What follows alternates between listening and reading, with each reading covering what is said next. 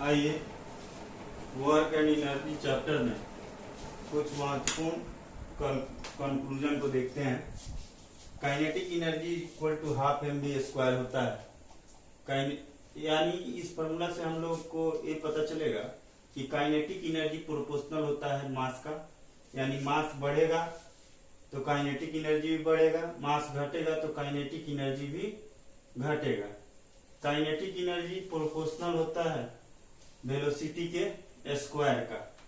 From this formula it is clear that, इस formula से यह क्लियर होता है कि the kinetic energy of a body is directly proportional to the mass of the body.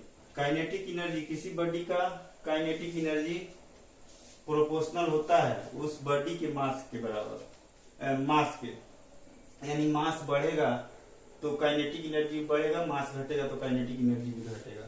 The kinetic energy of the body is directly proportional to the square of velocity of the body. किसी body का kinetic energy उसके velocity के square का proportional होता है।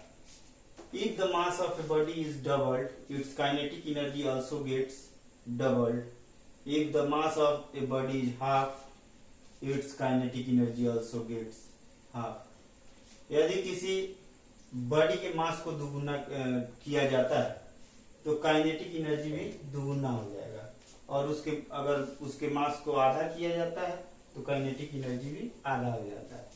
If the velocity of a body is doubled, its kinetic energy becomes 4 times. अगर किसी body का वेलोसिटी दुगुना किया जाता है तो उसका काइनेटिक एनर्जी 4 गुना हो जाता है। If the velocity of a body is half, then its kinetic energy become 1/4। किसी बॉडी का वेलोसिटी अगर आधा किया जाता है तो उसका काइनेटिक एनर्जी 1/4 हो जाता है। स्क्रीनशॉट लीजिए।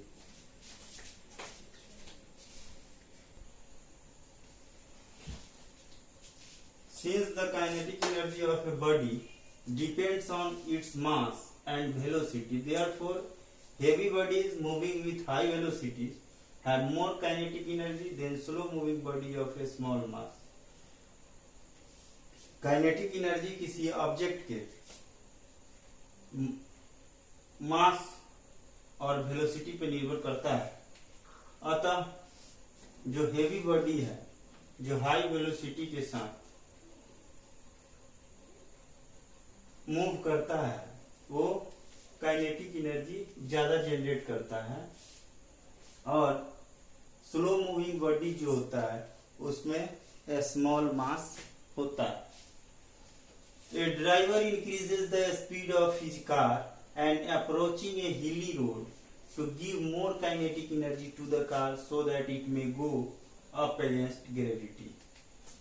ड्राइवर जो है कार का स्पीड हिली एरिया में,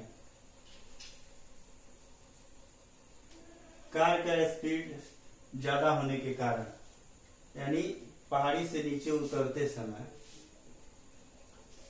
स्पीड ज्यादा होता है, जिसके कारण काइनेटिक एनर्जी भी ज्यादा जनरेट होता है। Calculate the kinetic energy of a body of mass 2 kilogram moving with a velocity of 0.1 metre per second. हम लोग को काइनेटिक एनर्जी फाइंड आउट करना है वैसे बॉडी का जिसका मास 2 किलोग्राम है और वेलोसिटी 0.1 मीटर पर सेकेंड है। Kinetic energy equal to half mv² होता है। 1/2 × 2 × 0.1 × 0.1 होगा, यानी ये सब 2 से 2 डिडक्ट हो जाएगा। 0.1 में 0.1 से मल्टीप्लाई करेंगे 0.01 जूल होगा। स्क्रीनशॉट लीजिए।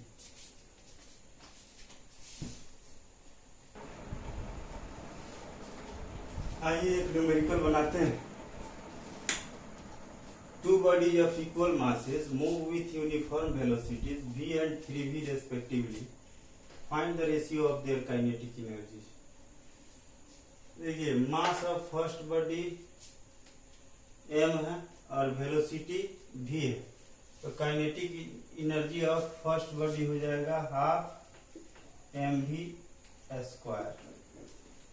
Mass of second body m है और velocity of second body 3v है। काइनेटिक एनर्जी इसका होगा half into m into 3v का स्क्वायर।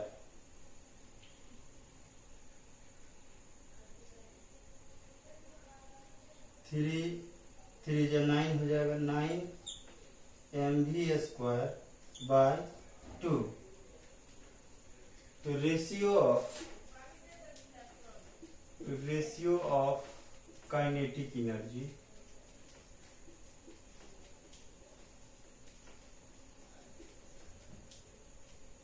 इक्वल टू हो जाएगा फर्स्ट बॉडी का kinetic energy by second body का kinetic energy, 1/2 mv square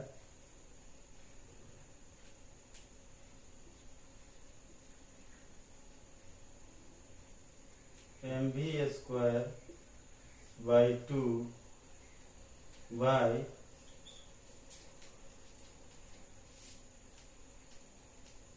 9 mv square by 2 equal to हो जाएगा mv square by 2 into 2 by 9 mv square equal to 1:9। Answer screenshot लीजिए।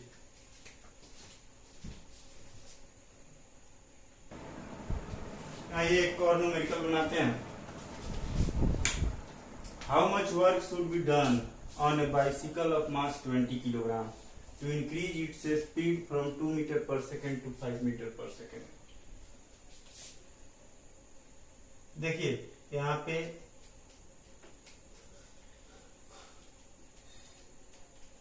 Given है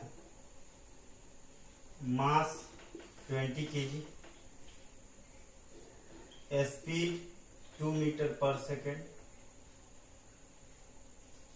एक situation में एक समय मास और स्पीड दिया हुआ है, हम लोगों को काइनेटिक एनर्जी फाइंड आउट करना है। तो हाफ m का वैल्यू 20 है, d स्क्वायर एंड 2 का स्क्वायर 4 होगा, 2 2 जा 4, 22 जा 40 जूल।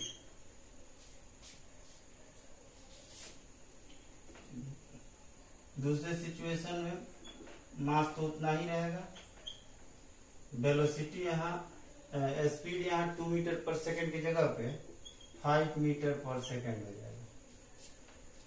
काइनेटिक एनर्जी यहाँ पे होगा 5 5 जो 25, 2 10 जो 20, 250 joule. Change in kinetic energy,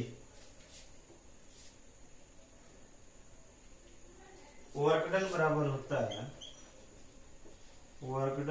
होता है change in kinetic energy, change in kinetic energy. तो हाँ,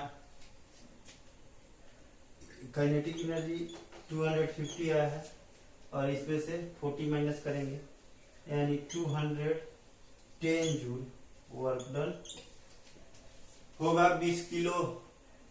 20 किलोग्राम के साइकिल को 2 मीटर पर सेकंड के स्पीड से 5 मीटर पर सेकंड के स्पीड तक लाने के लिए हम लोगों को 210 जूल वर्क डन करना पड़ेगा। स्क्रीनशॉट लीजिए।